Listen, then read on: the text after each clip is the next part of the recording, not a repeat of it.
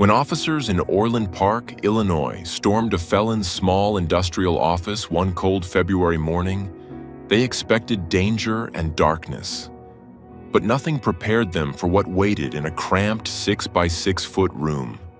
A young bobcat, terrified, declawed, and forced to live among guns, drugs, and silence. Animal control rushed him to the vet, where the verdict was worse than anyone could have imagined.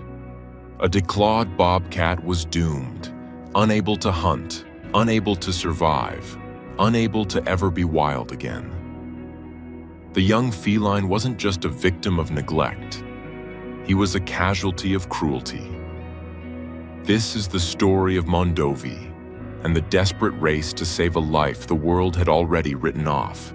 Before we start, hit the like button and make sure to subscribe if you haven't, and hit that notification bell so that you won't miss any new stories.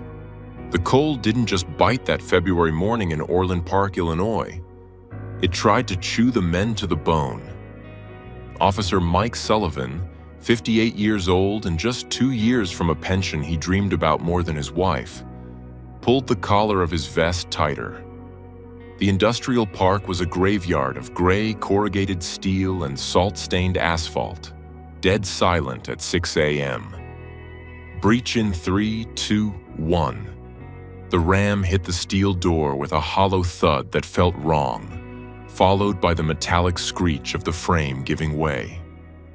Sullivan was third man in, his senses flooded by the familiar script. The shouting, the smell of unwashed bodies and stale chemicals, the clatter of a knocked-over table. "Police! Hands up, don't move!" It was over in seconds. The two felons, dazed and blinking in the sudden light, were cuffed before they could even process the raid. Sullivan and his team began the sweep. "Glock 19 on the table," one officer called out. "Baggie, looks like coke. Another one, fentanyl." It was a standard-issue bust. Dirty, depressing, and predictable. Sullivan felt the familiar ache in his lower back. He'd seen this scene 1,000 times. Guns, drugs, and lost souls. He was tired of it. "Clear!" his partner yelled from the main room. Sullivan moved toward the back, his light cutting a beam through the dusty air.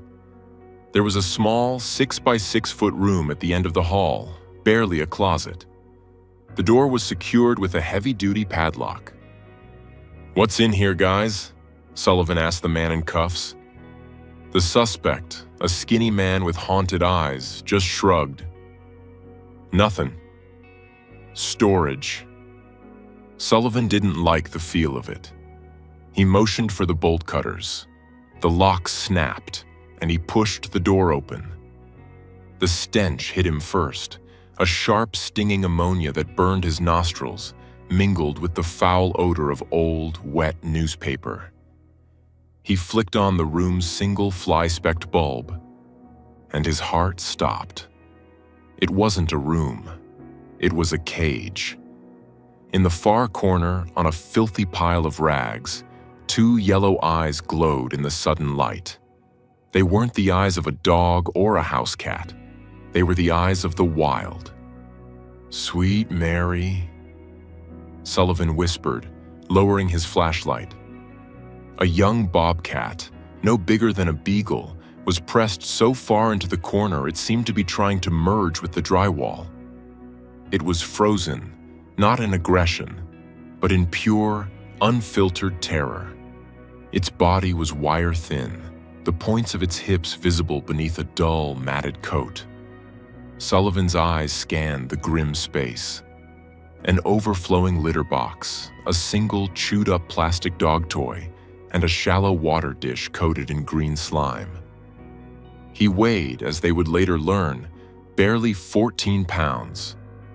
A 10-month-old baby, who should have been learning to hunt rabbits in a snowy forest, was instead locked in a box, breathing in the residue of fentanyl and despair. "Mike, what is it?" his partner called. Get animal control."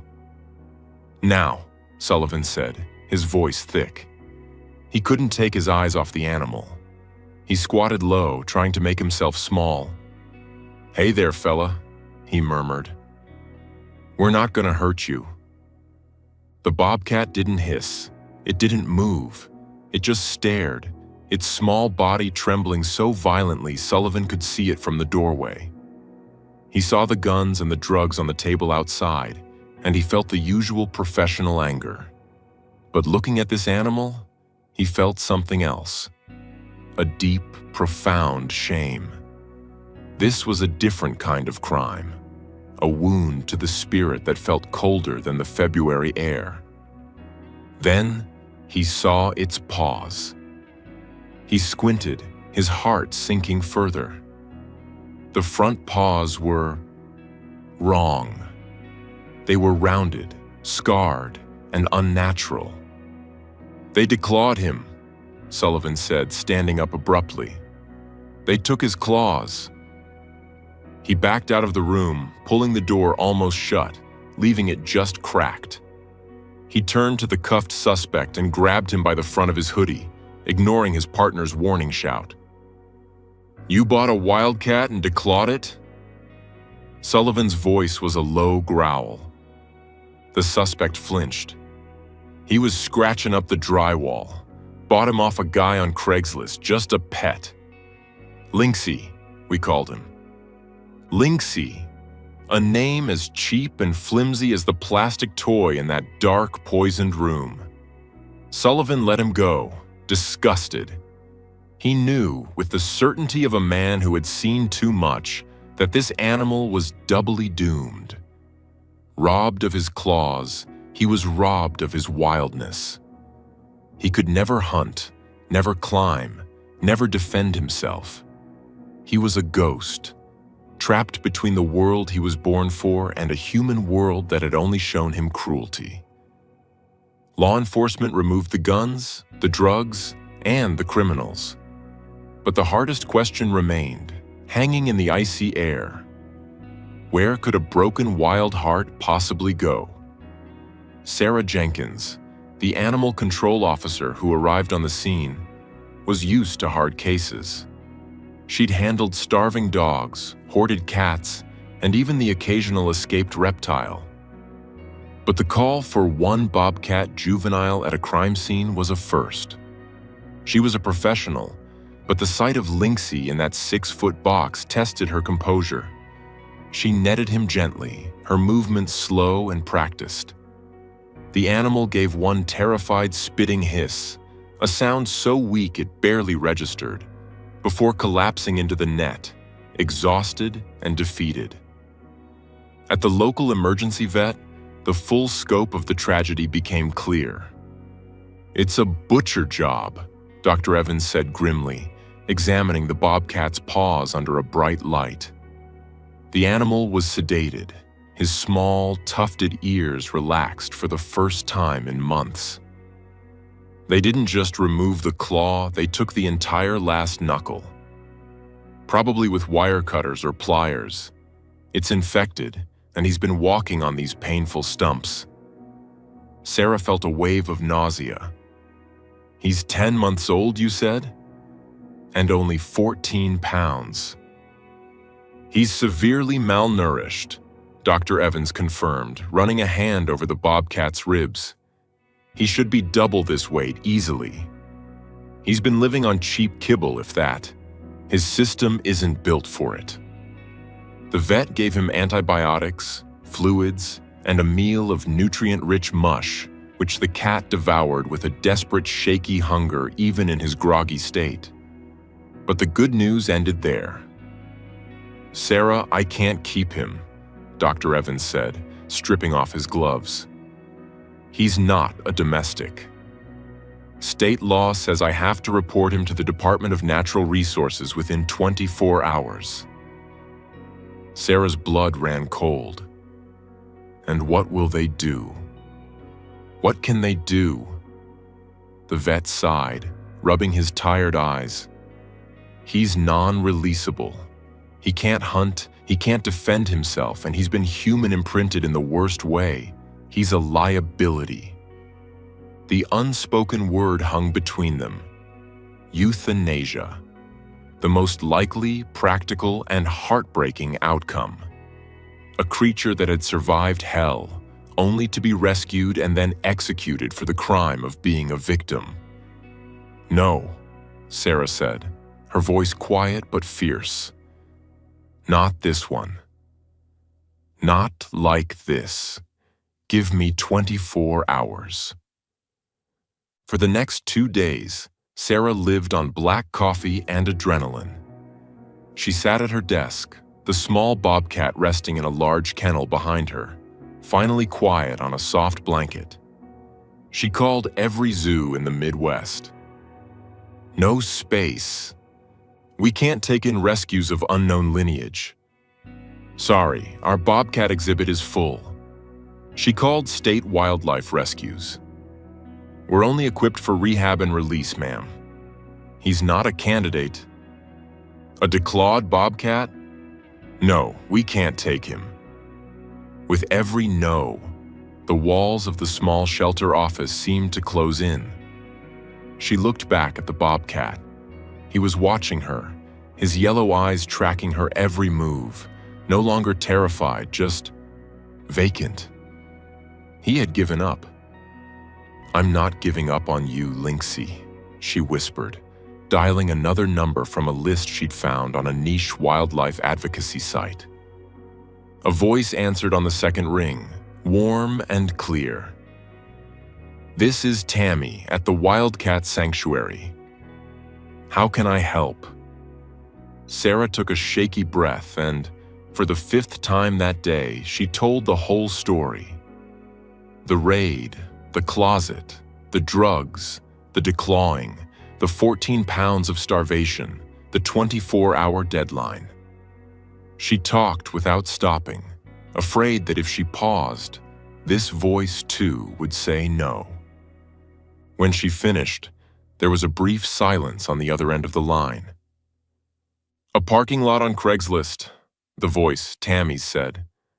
It was a statement, not a question, and it was full of a weary anger that matched Sarah's own. "Yes," Sarah said, her voice cracking. "They're threatening to put him down tomorrow." "They will not," Tammy said, her voice suddenly steel. "He has a home here. We will take him. Can you arrange transport?"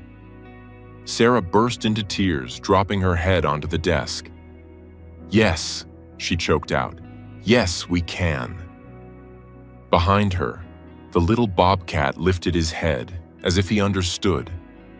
He let out a tiny, inquisitive sound, a little murp. It was the first sound of hope. The 8-hour drive from Illinois to Sandstone, Minnesota, was a journey between two worlds. A retired trucker named Gus, who volunteered for the hard transports, took the wheel. The Bobcat traveled in a secure, warm crate in the back of the transport van. Gus was a man of few words, but he talked to the Bobcat the entire way. "Well, son, you're leaving the flatlands," he rumbled, glancing in the rearview mirror as they crossed the Wisconsin border. "Going north. Going where you belong, or as close as we can get you." The gray slush of the Chicago suburbs gave way to rolling white hills, then to the tall, proud pines of the Northwoods. The air smelled different, cleaner. The Bobcat was silent, but Gus could see his eyes in the mirror, watching the trees pass by. He had never seen a forest. They arrived at the Wildcat Sanctuary late at night. The snow was falling in thick, gentle flakes, muffling all sound. Caretakers were waiting, their faces kind, their movements unhurried. They didn't coo or crowd him. They spoke in low, respectful tones. "Welcome home, little guy," one of them said, as they carefully transferred his crate to the sanctuary's on-site veterinary hospital. For the first time, the Bobcat was in a place that didn't smell of ammonia or fear. It smelled of pine, clean hay, and other cats. He spent 2 weeks in quarantine, a standard procedure. But here, quarantine wasn't a punishment. It was a spa. He had a warm den, soft bedding, and a diet of high-quality raw meat that his body craved. His infected paws were treated, and the pain began to recede.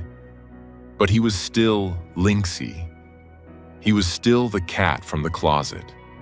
He would huddle in his den, watching the caretakers with a deep, abiding suspicion. "He needs a new name," said his primary caregiver, a woman named Jess. Lynxy was the name of a victim. He's a survivor. He needs a name that holds hope. They looked at a map, a sanctuary tradition. They traced the route he'd taken, the long drive Gus had made. "Mondovi," Jess said, pointing to a small town in Wisconsin they'd passed through. "It sounds strong." Mondovi. The day came for him to move from quarantine to his own large outdoor habitat. It was the first time he would be truly outside, under the open sky, since he was a tiny stolen kitten. Jess opened the transport crate. The Bobcat, Mondovi, stayed put for a long, long time. "It's okay, sweet boy," she said softly from a distance. "You're safe." He crept out, his belly low to the ground. He stepped onto the wooden platform of his den, and then his paw touched the snow. He recoiled instantly, shaking it, confused by the cold, soft powder. He had never felt earth, only concrete and dirty carpet. He dabbed at it again, like a house cat tapping a new toy. Then he looked up. Above him, there was nothing but a vast gray sky and endless towering pine trees. There were no ceiling tiles, no single buzzing bulb. He could smell the wind. He could hear the call of a crow. He took another step, then another. He sank up to his belly in a soft drift. And then, a flicker of something ancient and wild sparked in his chest. He pounced. He buried his face in the snow, kicking it up with his back legs. He rolled onto his back, batting at the falling flakes. He leaped from a low platform, a clumsy, awkward jump. But it was a jump. He was no longer the cat in the closet. He was Mondovi. Jess watched from the observation window, tears streaming down her face. The broken spirit she had seen 2 weeks ago was mending, right before her eyes. Healing for a soul as wounded as Mondovi's is not a straight line. It is a slow, meandering path, walked with patience. The caretakers at the Wildcat Sanctuary knew this well. They are experts in the language of broken hearts. Mondovi learned the joys of being a bobcat, piecemeal. He discovered that enrichment toys, cardboard boxes scented with spices, or boomer balls he could chase, were far more interesting than a chewed-up dog rope. He learned the chuff, a soft, puffing sound of contentment that bobcats use to greet those they trust. His coat grew thick and luxurious, his weight climbed, and the haunted look in his eyes was replaced by a bright, mischievous curiosity. His world was no longer 6 by 6 feet. It was a sprawling, multi-acre habitat with trees to clumsily climb, platforms to survey his domain, and a cozy, heated den for when the Minnesota winds blew. His mutilated paws would never regrow their claws. He would always be a little unsteady on his feet, a permanent physical scar from his first life. But the sanctuary was built for animals just like him. It was a place where being perfect didn't matter. Being safe and being loved did. He soon discovered he wasn't alone. In the habitat next to him lived Luna, a sleek and sassy female bobcat. Mondovi, full of newfound confidence, would puff himself up and pace the fence line, trying to flirt. He'd try a playful pounce, only to stumble slightly on his scarred paws. Luna, for her part, was utterly unimpressed. She barely gave him a glance, saving her affections for Sebastian, a magnificent, long-legged bobcat who lived on her other side. Mondovi's caretakers watched this one-sided romance with gentle smiles. "It's okay, buddy," Jess would tell him, tossing him a treat. "She's not the one. But your one is coming." They already had a plan. Another young bobcat, a female rescued from a similar situation, was just finishing her own quarantine. Once she was settled, they would begin the slow process of introducing her to Mondovi, in the hope that these two fractured souls could find companionship and heal together. One day, he would have a partner to curl up with, to chase through the snow, to simply be a bobcat with. The story of Mondovi begins with the worst of humanity, the greed of the black market wildlife trade, the casual cruelty of a man who would buy a wild spirit at a highway rest stop and lock it in a box of poisons. It is a story that begins with a deep, aching bruise on the heart, but it ends with the very best of us. It ends with the determined officer who saw a victim, not a monster. It ends with the animal control officer who refused to accept no for an answer. It ends with the quiet trucker driving through the night and the dedicated caretakers who know how to mend a spirit with patience and respect. For the elders who hear Mondovi's tale, the lesson is one they have long cherished. Cruelty may be loud, but compassion is persistent. Love, community, and a safe place to land can heal wounds that seem impossibly deep. Mondovi will never know the freedom of the wild mountains. His birthright was stolen from him on a highway and locked away in a dark room. But today, when he leaps through the deep Minnesota snow, his face coated in white, he is free. He is safe. He is seen. And he is finally, unequivocally, home.